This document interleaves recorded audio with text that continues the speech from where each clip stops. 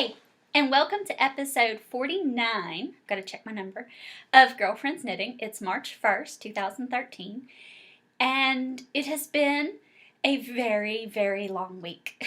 Work has been hectic, and so I am exhausted, and I cannot wait for a very restful, not doing a whole lot of anything kind of a weekend.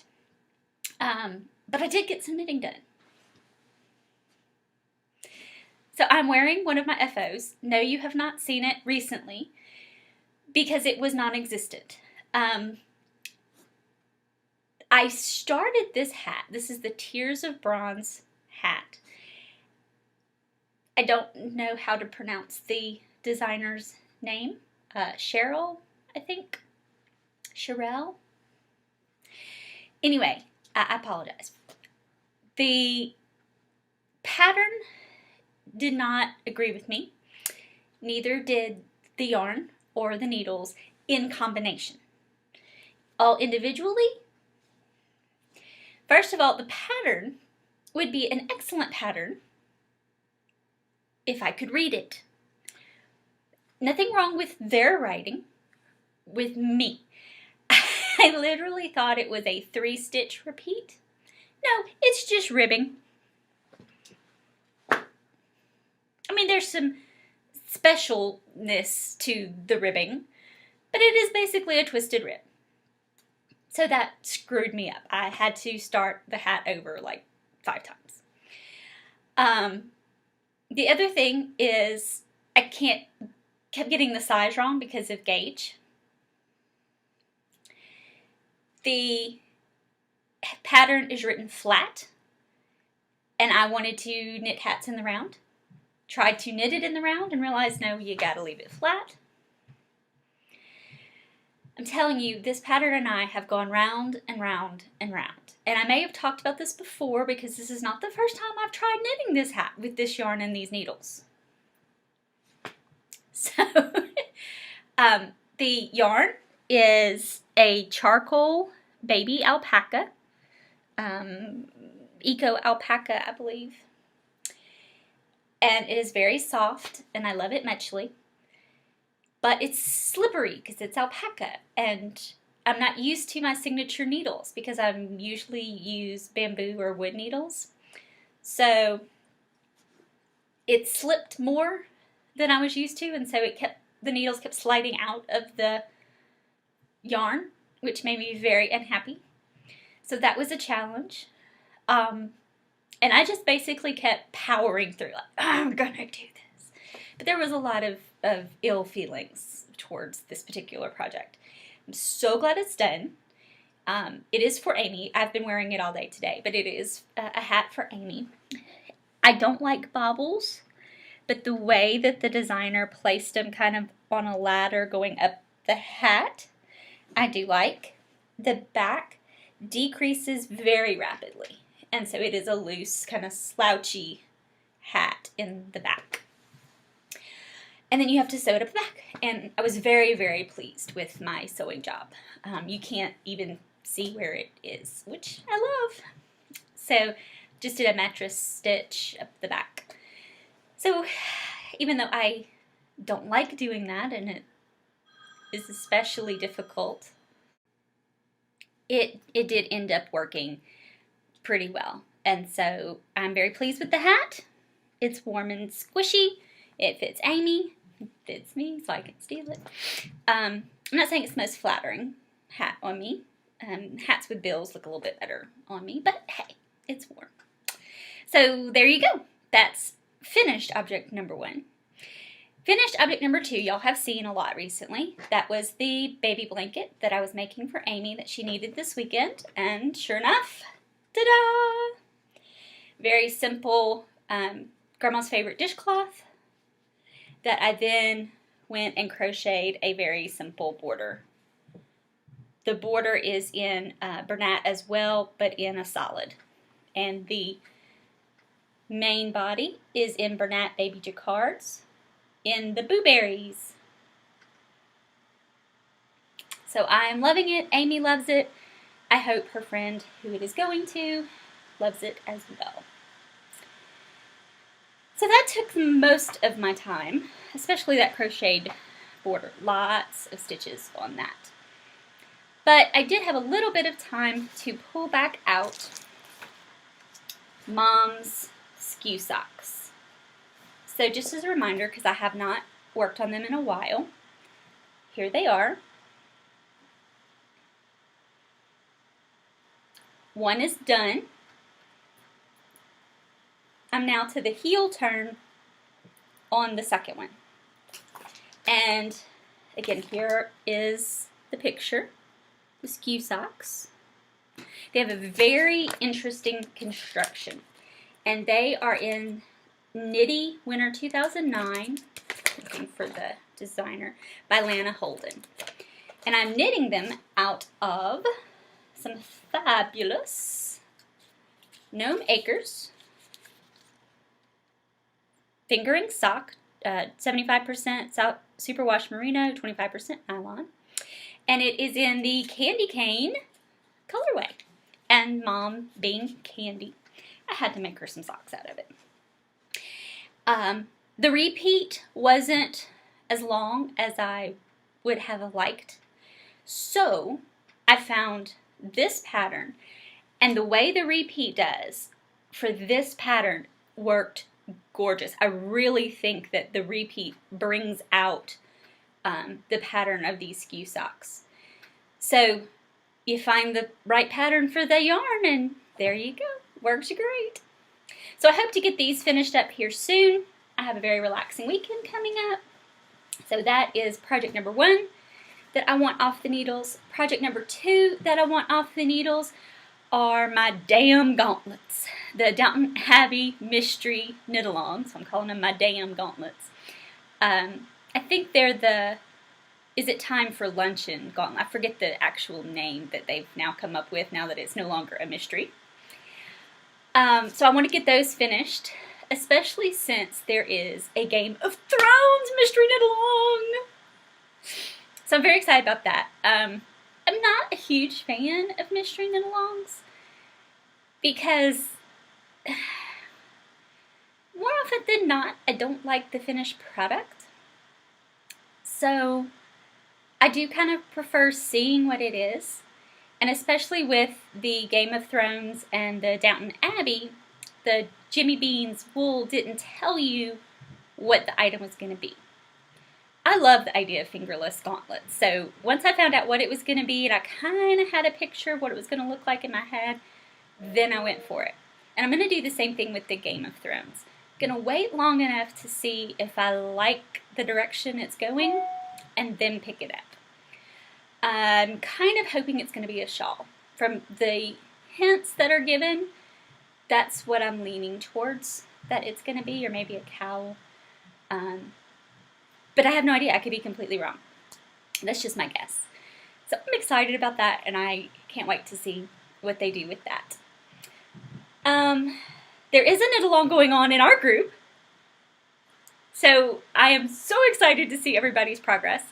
It is the Girlfriends Knitting Knit-Along, so any of the 5 Girlfriends Knitting designs. So there's one that Pretty and I did together, and it's the Racing Heart Socks.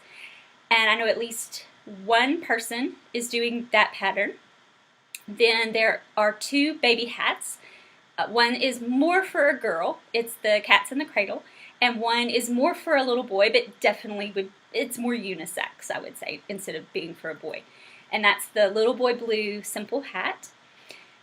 So if you are interested in doing either of those, if you want to do any of the preemie hats or the preemie hat knit-alongs that are going on, there isn't a preemie size in the pattern, but if you PM me, I'll be happy to give you some direction on how to adjust the pattern to make it a preemie. It wouldn't be hard at all, especially on the Little Boy Blue hat to make it a preemie.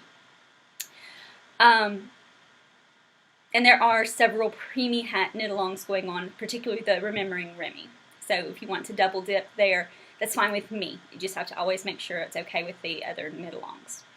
Another hat knit-along that's going on is the Geeky Girls Knits. They're having a hat knit-along in March as well. So you can get started on one of those hat patterns in my shop and enter it into our knit-along and theirs. They definitely said that that's okay to enter them in both.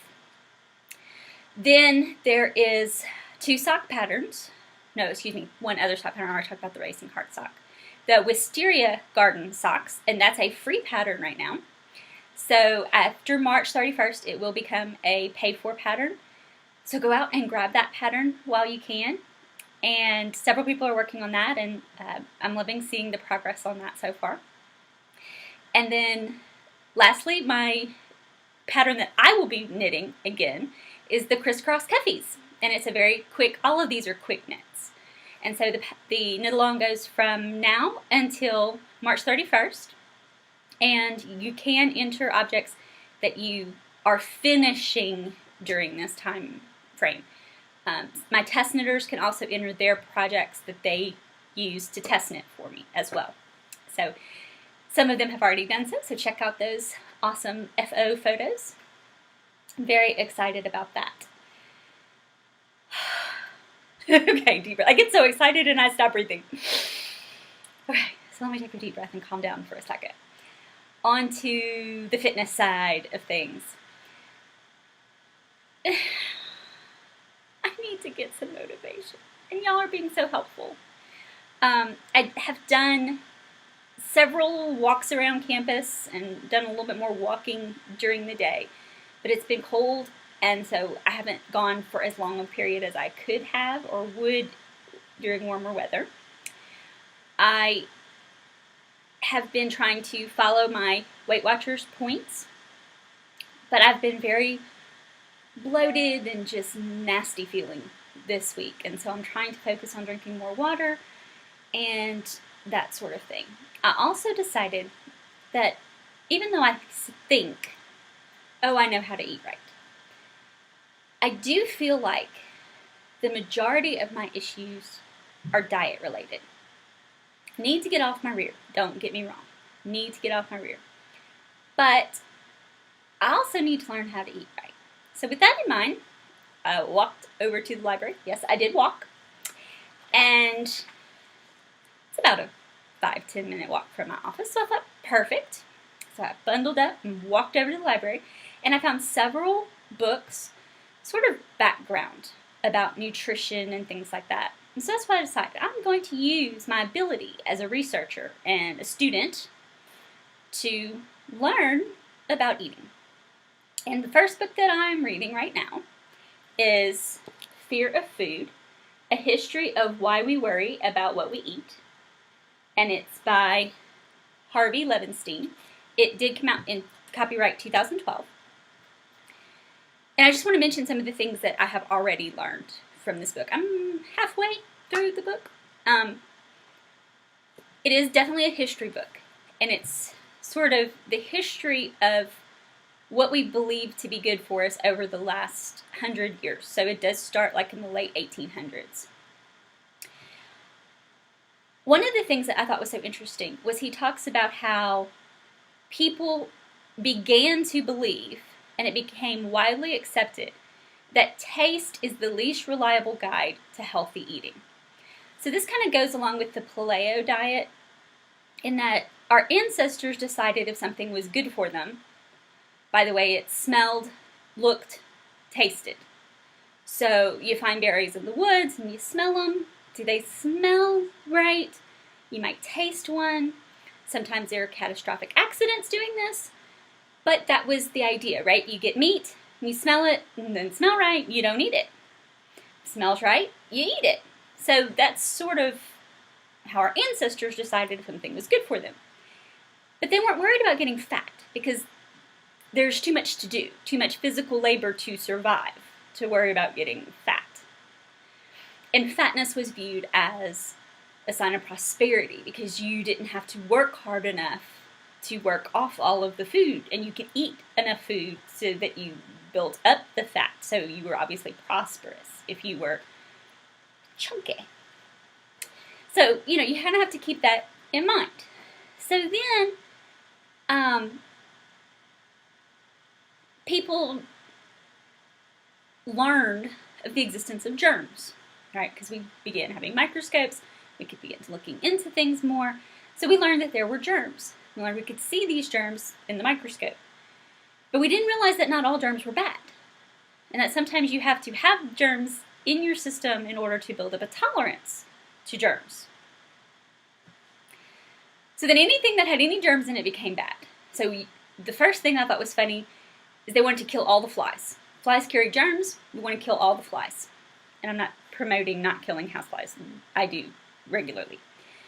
But they decided that flies carry disease. We must all kill all the flies. And you have to read all of the various things people did to promote killing flies back at the turn of the century. It was fascinating. But then we began driving instead of using horse and buggy.